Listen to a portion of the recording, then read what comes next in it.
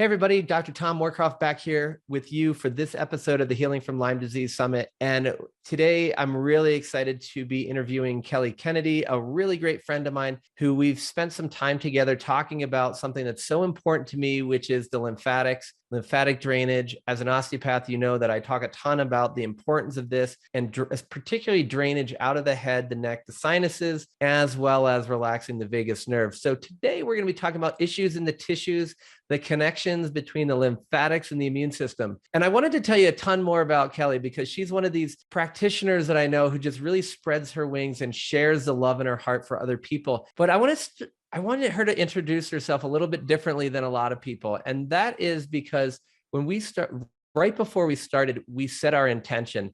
And Kelly said something so beautiful that I've asked her to repeat that and share that with you. Because as we've talked in so many of our other episodes, but we haven't really shown you yet, is that everything we're doing should be intentional. We can create a ritual around healing. And it just changes our mindset, our heart set, and our vibrational level. If before we just dive into doing things, we actually just take a moment. So Kelly, thanks for being here. And I can't wait to share this with people because we just said it was brilliant. Well, thank you. And Tom is a big part of me being able to spread my wings, because when I met Dr. Tom, I asked him for a little piece of advice and he gave me a whole mountain. I asked for a little piece of sand and he gave me the whole beach. And I asked him a question in the physical and he totally came back to me at the level of the 12D. And I was like, you're totally right. And what I'm present to and what he's present to and what I'm so happy that you're all here today for is let's everybody take a deep breath in and exhale.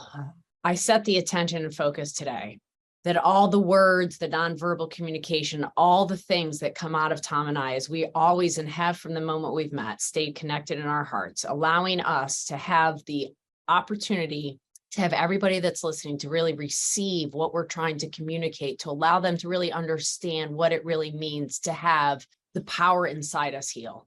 That we know that all the tools and all the education we can give you, it's all about teaching you how to access this power within. And we today, Tom and I, stay in communion and stay heartfelt and with gratitude as we express all the wisdom within from all of our experience, allowing you to know how to access that wisdom as we move forward in union together to allow that to unfold.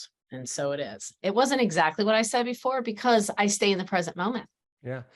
And the thing I would add too, that one of our intentions is that not only that, but you receive this intuition for you to be able to find the right practitioners, to know who those people are, to know which treatments are for you and which maybe are really cool and in the Lyme space, so to speak, but maybe they're not the ones you need now, so that you can really be in touch with that. Right. And Kelly, thank you so much, because like both times we've done this are now in the last 5 minutes, the hair is standing up on my arms, on the side of my head, like all over my body, because to me I've trained myself that deep breath signifies I'm dropping in to my heart space. And one of the things that seems to come up in all of our conversations about this throughout the entire summit is whether we're talking about people who primarily treat with antibiotics and herbs, and I mean a lot of antibiotics, or people who only treat with herbs, or treat people who are doing physical manipulation, or they're talking about psychiatric stuff. Everyone has gone back to the heart. And that's why I wanted to start at the heart for a change, because that's really where our conversation came. And I love the way that you brought this back. You asked a physical question. I came back with what you needed to hear. And that's what so many of us are really working to do. And you do so well, is you're present with a person and then you know. And so hopefully today in our conversation, we can help people become more present with themselves so that they know, and they rely on us for the nitty gritty of the things we might not be able to see, or what we don't understand in the bigger picture from a med or herb or manual therapy perspective. But we know in our hearts when what the other people are suggesting to us resonates with what our body needs to heal. Because I think that's really, you hit on the nail on the head so well. We want to really be in touch with the self-healing mechanism and revitalize that within us. It doesn't really need to be revitalized. We just need to connect to it. So thank you for being here to have this crazy conversation, because it's going to be amazing. I know, my pleasure. And I want to remind everybody that the way we access that is as simple as breath.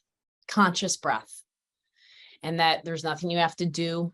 There's no special power. We all have it. The difference between me living and not living is breath. That's it. And so to access that power that allows us to heal and live is to breathe. And I know we talk a lot about it in our industry, and I think Dr. Nam has a really good point that, and I did say that in the first time, that finding our own authority, that word authority has been so manipulated.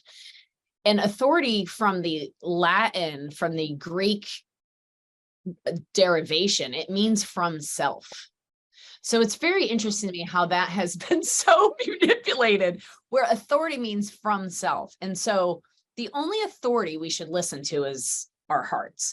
And yes, our brains are really big. And everybody that does meditation, a lot of people talk about, oh, I want to empty my brain. Okay, Dr. Tom, please don't empty your brain. I know you meditate a lot. Please don't empty your brain, because I want you to keep all that amazing information and content and the millions of dollars you've spent developing the brain and the intellect. But let's just use it in a ratio that's 1 to 10 of the intuition. And the intuition is coming from the heart versus the mind. And when we access our breath and we take a moment and just be, it's in our hearts. And when I had been suffering with a left shoulder issue on and off. It would switch from shoulder to shoulder for 26 years, ever since I was in a car accident. And when I was sitting next to Dr. Tom, and I had said, in the universe, I said, the only person that can help me is a DO. I said it's like 4 months before Dr. Tom and I were sitting at a table together, that really understands not only the physical body, but the spiritual body. Because I feel like what's happening with my shoulders is much more than physical.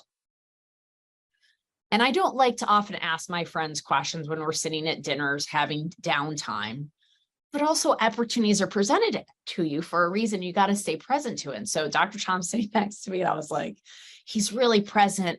We're really connected. We're in our hearts together. And so I was like, I'm just going to ask him, like, what do you think the left shoulder, like, can you touch me and tell me what's, as a DO, can you tell me what's going on for my shoulder? Because I have a physical problem in my shoulder. And he just like hit the ball right out of the park and whispered something in my ear that made me just cry instantly. And I was like, that's it. That's what I've been waiting for somebody to tell me. And it was really just, I knew 100% what he had said to me, but I wasn't telling that to myself. And I wasn't giving myself the permission to step forward and to spread my wings. And lymph, which we're going to talk about drainage, and a lot of people in the Lyme world go, oh, I need to detox. And I've learned all these protocols and all these techniques and all these practitioners that are great at it, but not anybody is going to heal the same way. And so that all these practitioners and all these tools, we can learn about them. But as Dr. Tom said, what resonates with me? When I close my eyes and I think about the red light, does that make me feel good? When I stop and think about colonics, does it make me feel good? Whatever the case is, whatever you're thinking about, just center in, and does it resonate? Because lymph is not just about letting go of what doesn't serve us and draining out what doesn't serve us. It's about stepping into who we really are. And what Dr. Tom gave me that day was, I wasn't stepping into who I really am. I wasn't spreading my wing. And so I'm very honored to be on this summit and to be able to share this space with such a brilliant man who has helped me and many others spread our wings, and to really teach us that healing is multi-level. Healing is multi-causational. Healing is you have to do all the things, right? But at the center of all of it, as he said so eloquently, is our heart. And we can't get away without it. We don't live without it. And every breath, and a lot of you know heart rate variability is about the spaces between the hearts, and those spaces between the heart is the breath. And when we're in breath, when we're in parasympathetic, now we can heal.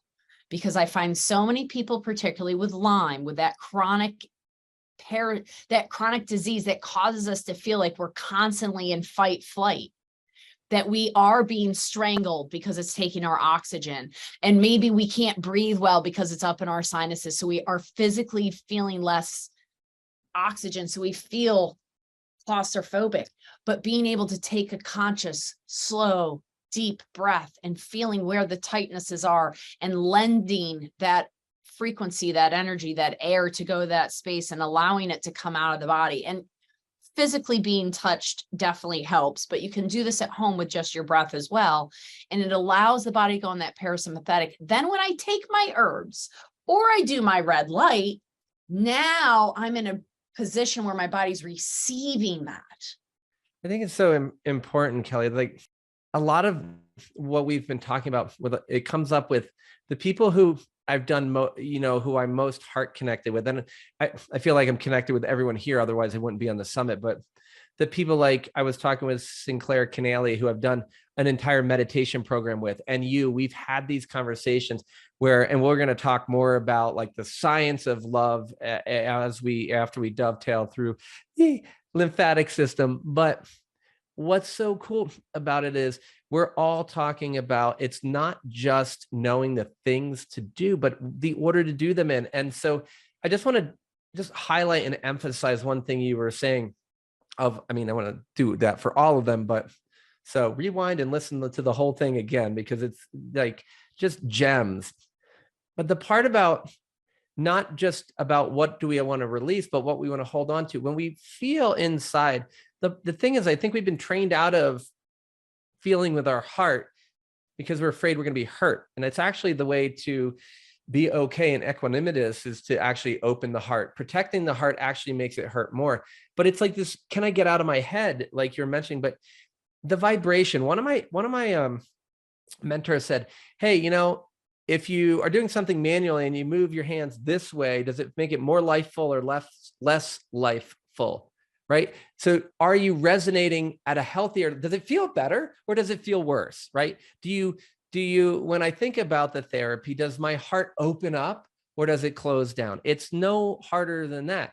Does it make you feel better or does it make you feel more in angst? Right? When you're trying to compare yourself, and this is another common thread through our whole summit, is stop comparing ourselves to other people, because their healing journey is theirs, not yours. Yours is your own, and embrace your own. So as part of this, and I just wanted to really highlight that because it's just part of the through line. And I told people in a few other interviews, I don't tell you what the summit's about. I just say we're healing from Lyme and we can talk about your gig. And everybody is in sync because we're all heart-centered and connected. So if you hear a common thread through most of our interviews, we didn't plan it that way. I had it in my heart. I held the intention, but I didn't share that with Kelly. I just shared my heart with Kelly and brought her on because she's got a great heart and a great message.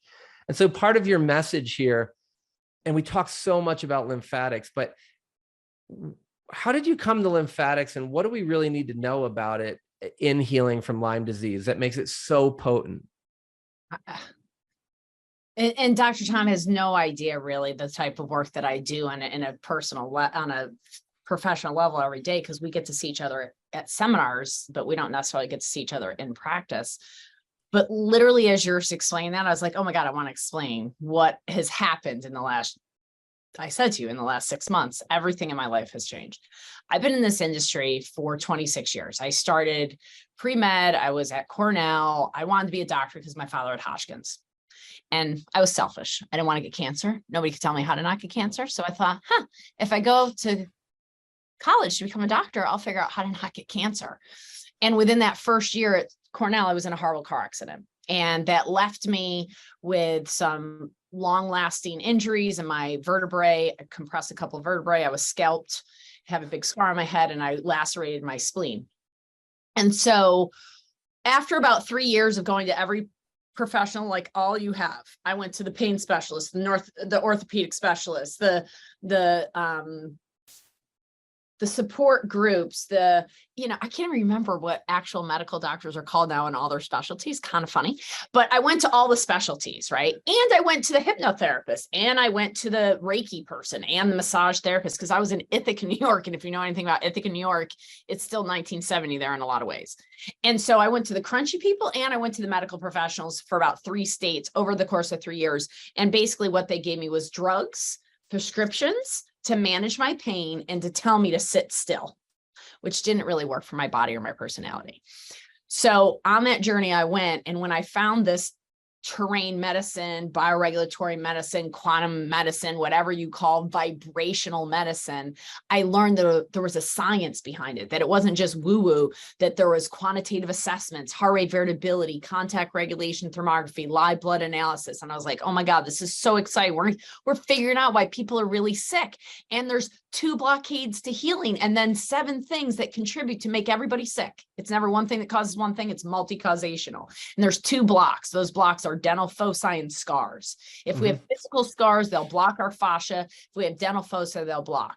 As I go through this and we're helping all these people, I've now been pain-free, drug-free for 25, 23 years.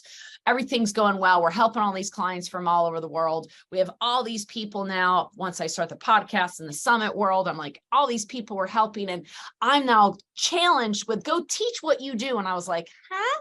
I don't know if I can. I have a body-centered therapy that takes 20 years of education and influence and brings it together.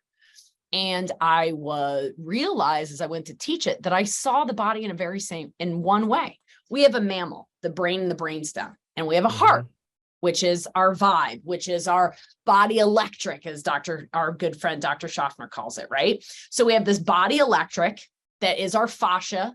And then inside it, we are floating our bones that float inside the lymph that has 3 times more of this fluid known as the lymph than we do blood. So we have about 12 to 15 liters of lymph and about 3 to 5 liters of blood. So we have 3 times more fluid of lymph held together by the fascia with the bones floating inside. And what I realized was that the survival mechanism of the autonomic nervous system, the sympathetic, is the mammal. And its job is to help us survive. And we've all said it in this industry that, oh, we're not in caves anymore, but everybody's in sympathetic overload because of the environment we live in, because we're worried about keeping up with the Joneses. And, did I call my mom? And do I have enough Wi-Fi? And do I have enough storage on my computers? And all the things that we worry about on a daily basis. That's keeping us in the sympathetic tone, as well as the nonstop information, whether it's the internet, whether it's music. When do people get to be? Everybody's in a race. And we have been calling it the human race.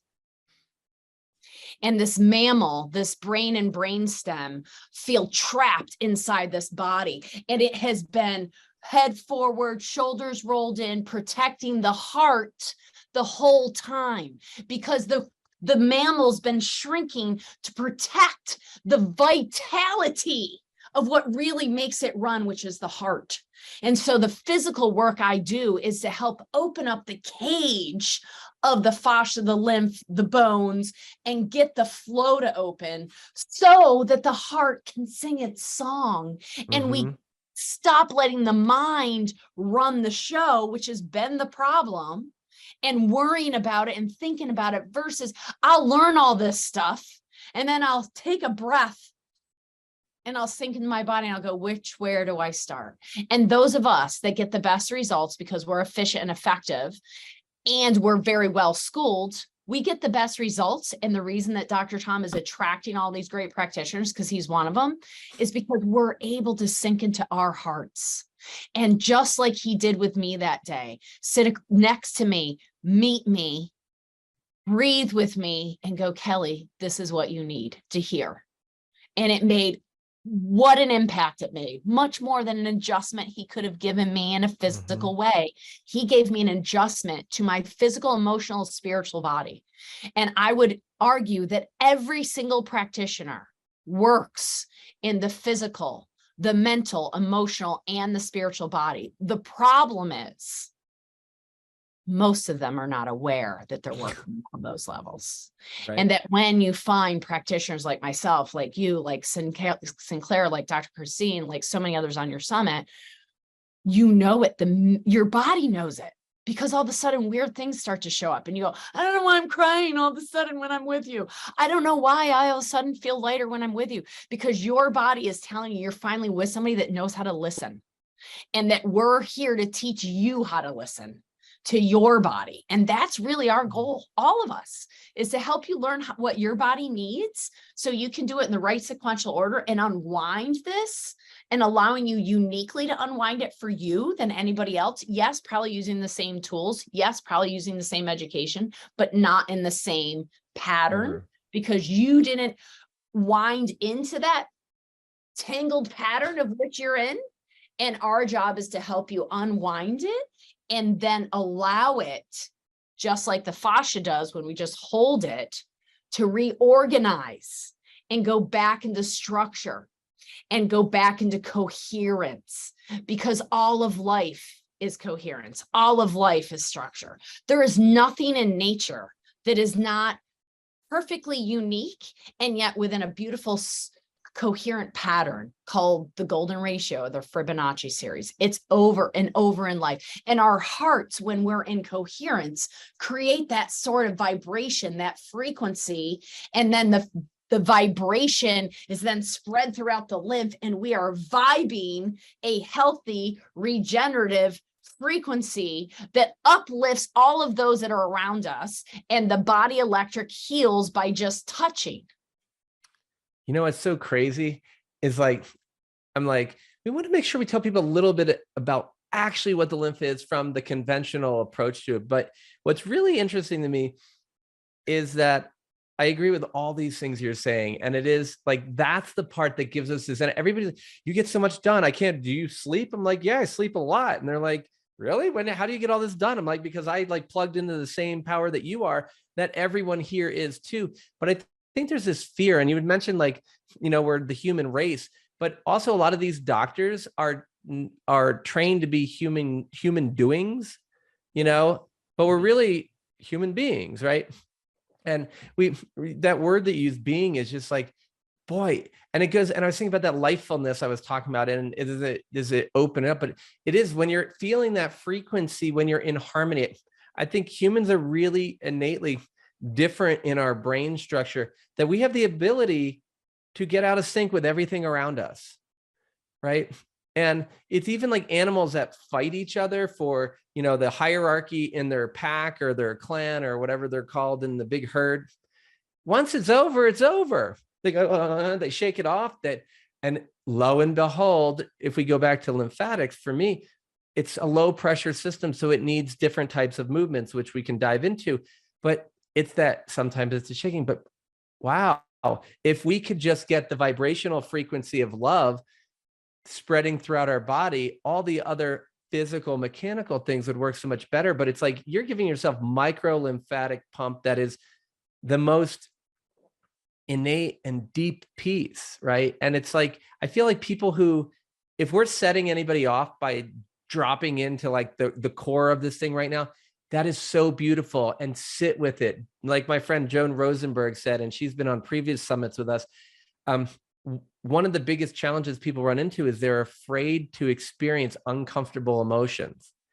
But it's like all these emotions are just energy. You're supposed to be with them for a moment and then bring that energy back up to your heart after you experience it, if it's somewhere other than your heart. And then take that breath that Kelly's talking about and just be with it. And you know, it's funny, like where I said the first breath we took, I was just boom, drop right in. It took me years to get there. I was so sick, I couldn't do anything. So this is for some people right away. But if it just pisses you off, or you're like, this is hard, yeah, but you were so worth it. Show up for yourself today and do the simple things.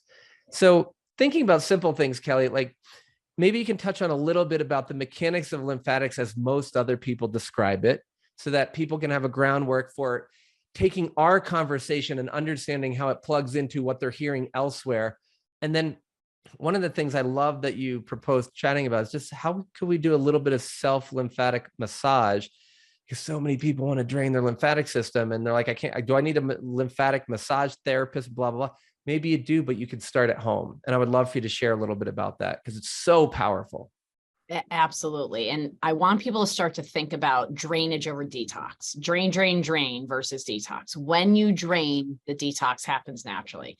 Your body's designed to do all these things, but the lymph, which is our filter, gets clogged.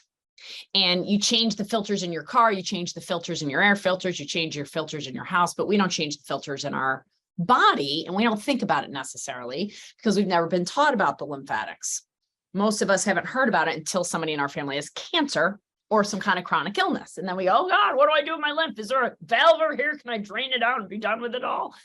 If only it was that easy. But the lymph really is it's part of our circulatory system, really. We have the cardiovascular system, right, which is the heart and the lungs pumping. And when we, well, there's a whole nother theory about that, but okay, let's just say the heart pumps, and the heart pumps the blood and it circulates throughout the whole body and it gets everywhere. But the lymph doesn't have a pump. The lymph only moves when we move. So if we're stagnant and we don't move, the lymph isn't really moving. And as soon as we move our arm and the skeletal muscle starts to contract, there's these muscles called I got lymphgemo in my brain here. Oh, there you go. Lymphogens, and they move in this pattern that's like almost if you're going to twist a towel and try to wring all the water out of it, it moves in this kind of like twisty pattern as we move. The lymphogens kind of squeeze the body as you're going up the skeletal muscle, as you're moving. And somebody might be laying in bed right now and being like, I can't walk, so I can't move. But you can, because you can breathe. So when we take a deep breath and we expand our rib cage, not our chest, we expand our ribs, and we're expanding our ribs. We're actually raising our shoulders a little bit, and we're expanding our lips. And when we exhale, we're creating that stimulation of the lymphogens, particularly here at the termini, which we're going to talk about are really important. And right here at the cisterna. I wore this necklace today perfectly so it would fit right here. It's right over that, right? And your cisterna is not really a lymph node, but it helps drain the bottom lower of the lymph. So the top of the lymph drains right here above our clavicles, and it drains down into our cardiovascular system. So this is where it ends. And a lot of people that do dry brushing or they do manual pumping, they're taught, I would consider it completely the opposite of how it should go. I teach dry brushing and manual pumping very differently than what is taught in America, because I know physics and physiology and combined them and thought, hey, this doesn't make sense what they're doing. Because if this is the exit and you have 50 cars backed up to the exit, do you try to get the 50th car that's lined up in the back and push it through to get through the exit? Or do you open the exit and then go, okay, the first car comes in, and then the second car comes in, and then the third car comes in. By the time you're done, the 50th car is the last car to come through because all 49 other cars have moved. So this is about, for those of you who know this word, this is about working proximal, closer to the body, and then distally, away from the body. We open up the areas closest first because it creates a vacuum. Because as Dr. Thomas mentioned, that the lymphatic system is a pressure system. So it moves with pressure. So where there's a void, it'll move pressure in. So if I want to open up this area, which is my left termini, which drains 75% of my body, drains right here, and 25% of my body drains here. So the way it works is that if you were to cut the body right in half, right? And this, I'm sorry, don't look here. Okay, so here, this breast, this arm, this side of my neck, and this side of my head drain at my right subclavicle termini right here. This left termini drains this breast, this arm, and my entire lower body all drain here, because the lower body drains to the cisterna, and then the cisterna drains up to the thoracic duct. And that's done through movement. So I feel that a lot of the reasons people feel better when they do yoga is actually they're moving upside down, and they're moving their lymph and their fascia, and they're actually draining that water and pressure system, because the water, the hydration for both the lymph and the fascia is key to everything continuing to move and to shift that pressure. So one is I teach people to pump your termini, because you have superficial lymph, and then we have lymph nodes that are deep. So we have like these highways that are like vesicles, much like the arteries and the veins. And then every average human has between 600 and 1,000 nodes. That's a lot, 600 to 1,000. So and each node is between 1 and 25 millimeters. It's tiny, okay? But if you think about, you have about 50% of them in your gut and about 20% in our neck. So 70% in our neck and our gut. And then anywhere else they're mostly concentrated is where we're bent, like our shoulders, our elbows, our wrists, our knees, our ankles. And most of us that have kids, or when we were kids, we're familiar with lymph nodes because we're like, oh, their lymph nodes are swollen. So what does that mean? They're fighting something. So we know this at some level, but it's another level, we don't really understand the immune system. And yet I sit there and go, it's because they don't study the lymphatics, because here are the lymph organs. So I'm going to back up, take a breath, because that was a lot of information. We have 3 times more lymph than we do blood. The lymph doesn't move unless we move. The lymph ends and drains at the top of our clavicle. That's where we start drainage, is at the end. And we manually pump that, which I teach for free on my website for people to learn how to do that. And you can do it as simply, if you can't move your arms, with breath to begin to move your lymph. And then as our lymph moves, as we stimulate the movement, there's vesicles and there's lymph nodes. The nodes are concentrated in our neck and our gut and where we bend. And the vessels will move the surface lymph. The organs of the lymph are as follows: tonsils, thymus, spleen is your largest lymph organ, appendix, bone marrow, and small intestines. Your bone marrow and your thymus are where the B cells and the T cells mature. Seems kind of important to our lymphatic system. The spleen is the largest lymphatic organ, and it creates white blood cells, as does the Peyer's patches of the small intestines, which is our largest organ in our whole body, is the small intestines from a surface area perspective. So the white blood cells are created in 2 of the lymph organs, then they're matured in 2 of the other organs.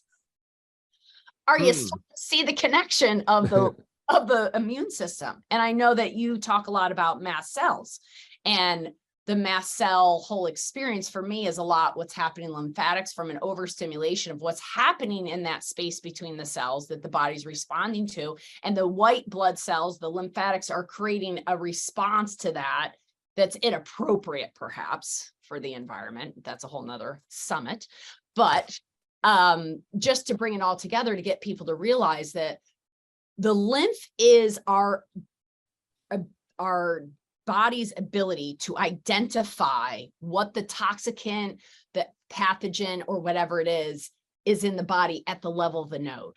So the body pulls in, it has capillaries at the end of each of these vessels that opens up and says, hey, there's fluid in the area, bring it into the vessel. The vessel's pumped through these lymphogens that are then through skeletal muscle, they move into the lymph node, and at the lymph node level, then they go, hey, that's a toxicant, that's a pathogen, that's an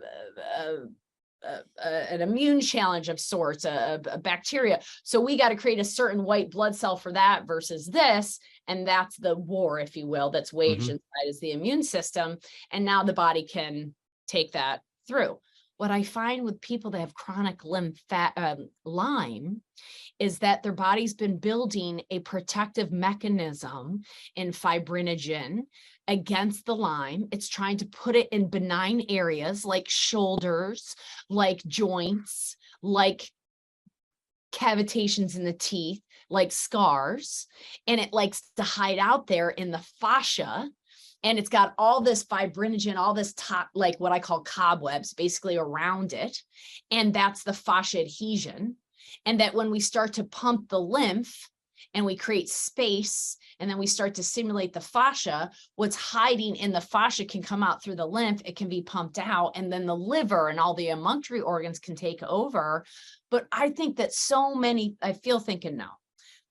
people with chronic illness are not considering the lymphatics for the drainage of the toxicants and the fascia for the storage of these these spirochetes, and that knowing that by pumping the nodes 10 times more than I detox, that moving 10 times more than I take something for detox, then I'm going to stop killing all this stuff because my body can't get rid of it, cleaning it out. There's no point taking biocidin if I'm not peeing, pooping, sweating, and bleeding properly, because that's how my body drains toxins out. And the biggest organ of drainage is our breath. We detox more through our breath than we do anything else. Well, the beautiful part of that exceptionally spot on badass diatribe about our lymphatic system is that we're actually going to be doing some bonus breathwork sessions every day during our thing, because I agree with you. It's so critical. And so much of how all this moves is we're in control of. I think that that's so important. So when we're looking at the different things we can do, because if you don't by now know, the lymphatic system is critical to your immune function. And it's interesting. We always say, well, 70 to 80% of our immune cells at any one point are living in the gut wall. But let's go even further back, like Kelly just did, and focus on, like, can it work? You know, the whole analogy of the freeway. And I mean, it's like I always say, like, if I'm driving down the road and everybody who needs to merge would just go one, then the other, then the other, then the other, they're really, it'd be a little slow down, but it'd be fine. Nobody would be mad. Nobody would have been having a problem, but they're all like, and they're fighting it. So our goal here is to give you access to ways to not fight it, but to optimize that natural healing. So do you like directly have people pump? I do. So I find, so this is not a massage, it's a pump. Okay. So first of all, a lot of times when we have a sore arm or something, we want to squeeze it, right? This isn't about a squeeze. This is a pump. Think about an avocado. You want to go and test the avocado to see if it's ripe. You're not going to go and go bit and pump your fingers through the rind. You want to just gently pump it to see if it's soft and supple enough to be ripe enough, but not hard enough. You're going to pump. So above your clavicle, and remember, these are just under the surface level of the skin, so you don't have to go deep. And you're creating like a pump, a pump, a pump, a pump, a pump, a pump. But it's going to be here. But I want everybody, before you do, as Dr. Tom said, we're not human doers, and we've been in the human race for too long. So let's start to become vibrant human beings. So first, B. Put your hands, and I like to use these two fingers, your ring and your middle finger, because they have the least amount of pressure, and just place them first. Start there. Don't do a thing. Take a breath. And now just gentle on my word. Pump, pump, relax, pump, relax, pump, relax. Just 5 or 6 little pumps. I was a rower, and when you row, it looks like it's going really fast in the boats. Like we're fast up, but it's actually slow up, fast pull, slow up, fast pull. And that's similar to the lymph. You're slow and release, pump and release. I find a lot of people are like this, pump, pump, pump, pump, pump. Whoa, whoa, whoa. Let's make it like, yeah, like it's vibrate. Like you're almost like, right. And we do have some handheld vibrators, a vibe that actually stimulates that as well. But for your own manual pumping here, I'm going to put my, but it's a different frequency, right? I mean, that's creating a frequency that we really can't, and which is good, because now we have tools to help augment it, but it doesn't get around the basics of just a simple pump. And I just want to tell a quick story, because I remember, I will never forget the thoracic duct, right? It drains like so much of your body, and it's on so the right lymphatic duct, the left lymphatic duct, but the left is so big, they call it the thoracic duct.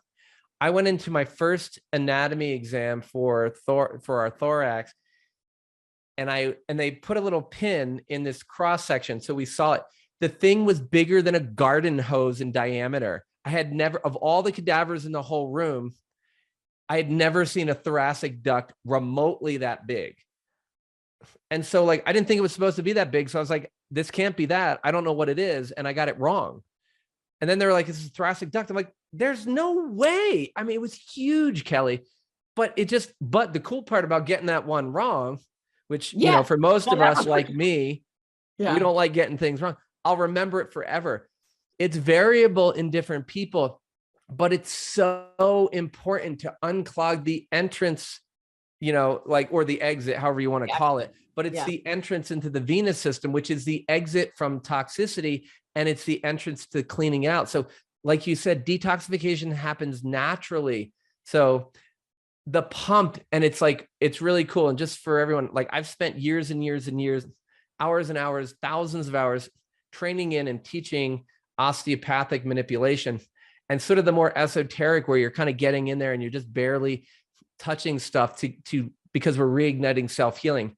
This is the exact same way I would teach someone to do lymphatic pump, because all the people who do this thing, and there are people who do that, osteopaths and other people, it's basically a superficial game. It's going to feel good. It's going to do something, but it's like, I would love to dive into the vibration a little bit, because in osteopathy, I use a lot of percussion when I do manual therapy, but everybody thinks it's a thumper or a vibrator. We're just going to go, and we're going to fix it. It's the interaction at the right vibration with the tissue that we've always found. And what's really crazy is our teachers, Jill and I, are like, when you're vibrating at, or if you're treating someone from the position of the higher vibrational frequency of love, whatever your therapy is going to work better. And so I would be willing to bet that, because look at this amazing thing you just had us do. Crossing your arms and you're hugging and yourself. You gave yourself a hug, and you didn't do it hard. You did it at your body's tissue pace. So you were vibrating with your own heart. And that's the feeling. And so what's up with this other one? Because I haven't experienced this one, but I saw you goof with it before we started. I'm like, I know exactly what vibration that's at. I will. And let me just mention first 2 things. One is, when you're doing this, to add to that vibration, because I agree with you 100%, lymph is about the pump and the movement. The fascia is about the vibration that breaks up like old stuff. And so just adding a hum while you're pumping your lymph can make a big shift. And now I'm going to go one step further, because I know you'd probably do this too. But if you're doing this and you're taking that breath and vibrate, with the hum, for all of us mast cell, mycotoxin, chronic sinus people, and you want Raynaud's who want more nitric oxide, you can get 6 times more nitric oxide in your nasal sinuses by humming than you can from regular exhalation, which is really cool. So now I'm making a really simple self-care routine. I get in touch and I'm going at my heart speed, but when I do my cleansing breath, and even throughout, I can hum. So it'll help physically all through here, but it's also going to improve your nitric oxide, and it's going to help all your microcirculation, not just here and here, but everywhere. And what is lymphatics? What microcirculation? And the last is music. And, I think I know and feel that we've all gotten away from music way too much, and that, we're not feeding our mushrooms because we're not getting a vibration. And, the heart of all of us, I learned about this tribe years ago, and it just still resonates with me when I learned about this, that this tribe in Africa, when the women want to have a baby, they decide to get pregnant. The first thing they do is they go out to the woods and they wait for the song to come to them, and they learn the song of the child they're about to have. They go back to the tribe and teach it to the tribe. When they have the baby, the midwife and all the tribe is singing the song. Throughout the course of life, if the child gets out of order, meaning they're out of their own vibe, everybody comes around as the tribe and sings their song. Women, or men, you have a baby and it's like not doing well. What's the first thing you do? You pick it up and you go, Yeah. So while you're, maybe you add a little movement to it. Maybe you rock a little bit, and you just you're not forcing a rock. You're just finding, where's my body moving? And maybe playing a little classical music in the background. Overtones we find is the most healing in all of nature. And it's found mostly in classical music like Mozart and Beethoven and Bach. And by listening to that and humming and, you know how much that costs you? $0. And how much can you do it, Tom? Dr. Tom, can you do that all day? All day, dude. And can you overtreat with that? No, not really. Yeah. You know what? Like, I love music, and there's a lot of music that we do with our meditation programs and even our Lyme healing program, our Thrive with Lyme program. But what's really cool is, like, I was just at an autism conference, and I woke up every morning and I'm just like, I'm in a different time zone. I'm waking up all crazy. I've got tons of lectures to do. I said yes because it's important, but I'm like, why am I doing all these lectures? It's going to take a lot of energy. And I just woke up every morning and I put on I have this whole dance music track, and it's just like, but it's vibing music that resonates for me. Yep. Right. And it's not like, Rage Against the Machine and Metallica. I might use that like, if I want to go skiing and do something stupid, but usually not. It's more like the stuff that just gets me in my zone.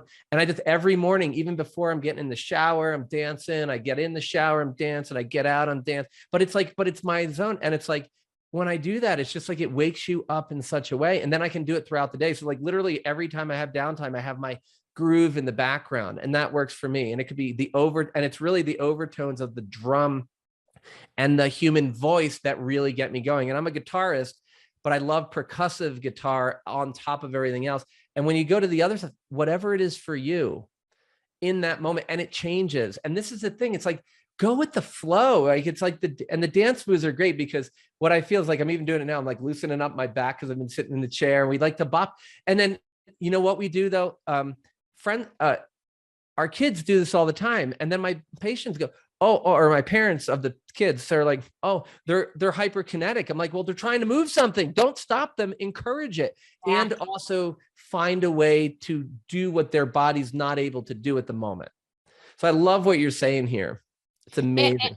And so to that point, we taught this manual technique when COVID hit a few years ago. My friend in New Zealand and I have been training on lymph for a long time together. And we were like, okay, if they don't get this pump right, if they don't get this feel right, can you make something? So she created this about a week and a half ago. And it's this little handheld. It's got 3 speeds on it. Yeah. So like the first speed for the face, because it's a little less intense. And so that's great for sinuses. And this is a very flexible head. And yes, it's called Flow Vibe. And it's great because it can get right into some of the crevices and stimulate the nodes. And then it can really get like under the submandibulars, behind the ear, at the jugular digastric. And by holding it, first of all, instantly, everybody does the same thing. As soon as we hold it here, we go, oh, because at the end of your termini and at the top of your termini, vagal nerve. So this is like a vagal nerve reset. So it instantly puts me in the parasympathetic, and then I'm stimulating the nodes. And this is just a great shortcut. And I think as well for kids, like I have a 10-year-old who, doesn't let me treat him because, you're never a prophet in your own town. So I got this, and now this has been fun, right? So now every night he's like, and what I find interesting, just like you said, Dr. Tom, I'm aware because I do this work, but when he's like, well, can you put it right here?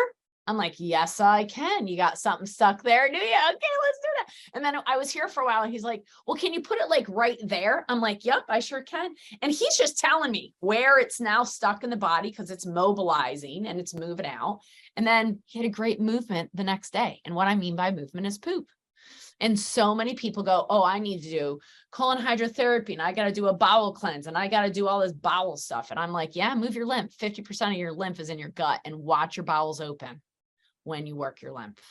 Mm-hmm. Because I feel that should be the bottom of the barrel. The bottom of the funnel that everybody talks about is bowels. I propose it to be lymphatics, because when people come in with constipation, we work their lymph. The side effect is bowel movements.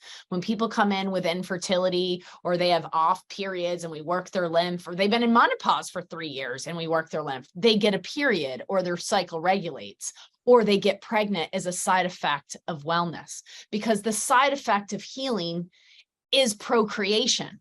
That's what the mammal is trying to do: survive and procreate. That's what it's designed to do. That's what it's driving to do. And only when we rise above it with consciousness are we able to get out of the survival mechanism, stop becoming a human being, or stop becoming a human race, and get into the human being and just be. And I know, as a chronic illness person in my way down history 25 years ago, I know how some of you feel right now, that you're sitting here listening to this brilliant doctor who's on all the summits and the podcasts and has his clinic and teaches people, and this lymph specialist fascia woman. And you're like, really, is it that simple? Is it as simple as pumping my nodes, humming, dancing, and starting to make my vibe change? Mm-hmm. It is. It's Dude, that simple. it's so, so inspiring. We could talk about this stuff forever. In fact, we have before. But this has been such an invigorating conversation. There's so many more pieces of this to unpack for people over time. And I know, as we record a little bit before the summit airs, we'll have a lot more information about the Flow Vibe that we'll stick over on and other resources on our summit resource page. But as I'm sure you kind of know, Kelly, you've inspired so many people right now, and I'm sure they want to learn a lot more about you. How can people find you online and get in touch, learn more about your work? So I have a podcast called The Beats, like the heart beats, with Kelly Kennedy. So anywhere you listen to podcasts, you can listen to that. And then I also have a website called The True Wellness Center for our center here in Philadelphia, where people do come and visit and see us either locally or long distance. And then on Instagram, it's True Wellness Global and Kelly Wellness Girl. So Kelly Wellness Girl is like me. And then True Wellness is all the things I do. And the podcast is fully me. Cool. So that's how they can reach me. And thank you for this opportunity. Well, thank you for gifting us with this amazing healing invocation at the beginning and the intention, and being such an amazing practitioner and a light in the world, and for spreading your wings. And, so many of us practitioners are like, oh, I know how to fix things. And what I love about our little tribe of people is we all know how to fix things. And we also know that other people do too. And we're open to receiving all of that, so that not only we can receive greater healing than we ever thought possible, we can share that with everyone, which is what we've done today. So I'll make sure all your links are on our summit resource page. And Kelly Kennedy, holy moly, dude, I love it. Thank you so much for being here, and such a gift. And can I just quickly say, as we end this, I set the intention and focus that all of you have received this message in your heart. And while it may not have all the details yet, your body, you know that you have found a truth today that you've never resonated with before. And that, like Dr. Tom and I, we can spread our wings, lead with our hearts, and we are surrounding you with our love. And I know you can feel that. You feel that love from both of us right now. And you have that within inside each and every one of you. And we are only able to access it ourselves because we had to find it with us first. So we pray that this today has inspired you to allow you to experience that true wellness inside you, that wisdom within you that is the only thing that heals. And we know that we simply facilitate as we allow you to access that and allow it to show you the magic of healing that it truly has for you. So I say, with true love from our hearts to yours, you got this. You got this. Everyone, thank you for joining us.